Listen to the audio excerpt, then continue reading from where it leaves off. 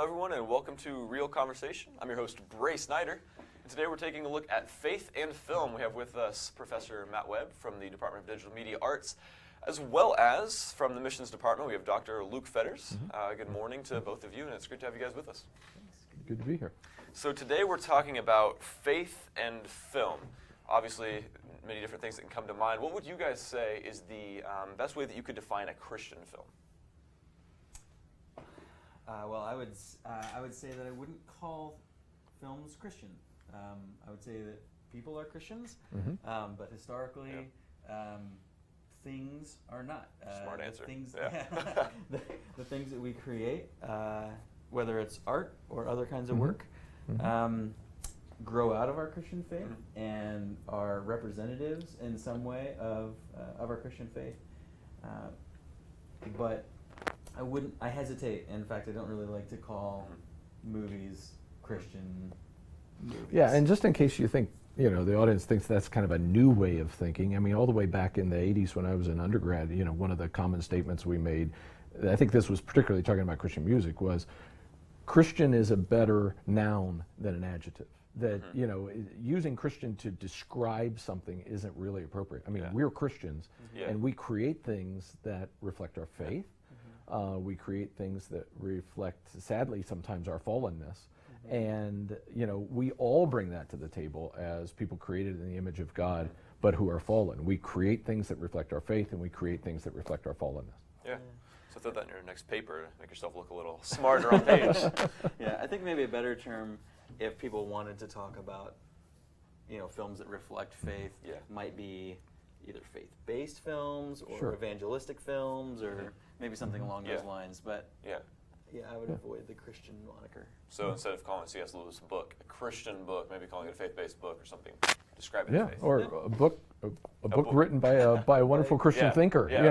Okay. So for you guys then, what would define a good faith-based film for you compared to a bad or a poorly executed faith-based film? Well, I think there has to be artistic quality, reflected in the story, reflected in the cinematography, reflected in the acting. I mean, that it's good or not good based on its artistic merit, I think, first and foremost. Yeah, I wouldn't distinguish good and bad between, faith-based or evangelistic films and any other films. You want to make films that have fantastic stories and are made with excellence.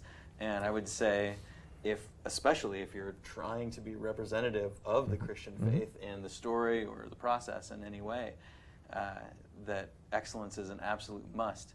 And probably one of the issues that I have with films and filmmakers currently out there that make films and want to call them Christian is that oftentimes the quality is poor, and I feel like that's a bad representation of our faith. And I guess my pushback on that is a little bit, I think there's an elitism that sometimes comes into play among people who are, sort of cinema experts, and they have this elitism of this is what quality art is or whatever. And off camera we were making the comment that there's a Hallmark channel on TV for a reason, right? Somebody watches that and somebody enjoys it. So I don't think it always has to be that it has to be, perfect art in such a sense as it has to be something that is portrayed with some degree of quality that there's a market for and an appreciation for. And it certainly isn't only faith-based or evangelistic kinds of films that can be really poor quality. Right. There's, any film can be of poor quality.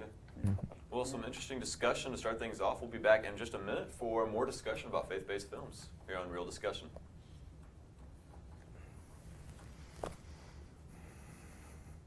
I don't look comfortable.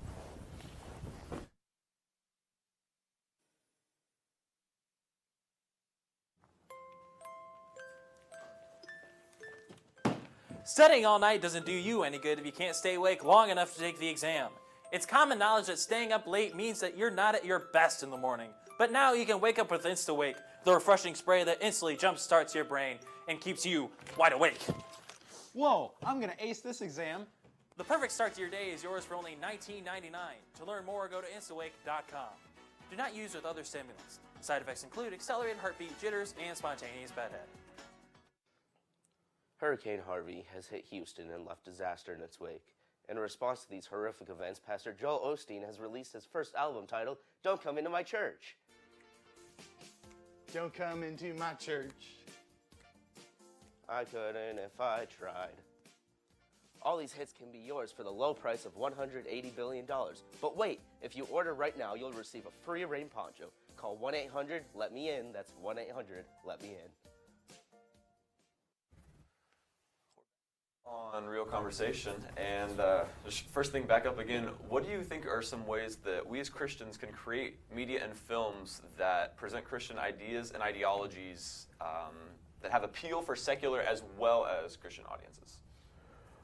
Yeah, I mean, so as I think about story, right, and this isn't original to me, but it seems like every story has within it the concepts of creation, fall, and redemption, sort of the classic narrative or the classic plot, right? And the fall is represented in this conflict, and if anybody who's studied story, or at least any story that's a real story, you know, it has this tension in it, and it's either man against man, or man against self, or man against nature, or man against God. And it strikes me that as a result of that, every story has potential within it to explore how is this tension being resolved? And so creating any story really that offers us an opportunity to see this tension resolved, and to see it resolved by sympathetic characters in God-honoring ways, I think does some of the work of Christian Christian inquiry. Yeah. And to add to that, I think it's important to remember that it's important for Christians to be able to engage in dialogue civilly with films that aren't purporting to be, you know, faith-based or evangelistic or Christian. Because like you said, any story can have these kinds of values and morals to them. And I think what would be really valuable to the faith community, the Christian faith community, would be to learn how to engage culture with hospitality in a way that we open ourselves up to hearing the stories that are being told on film, and to be able to say, oh, I hear what you're saying and where you're coming from, and then in developing that dialogue to say how the Christian faith may agree or disagree with the values that are presented. And then it becomes actually a dialogue, a conversation.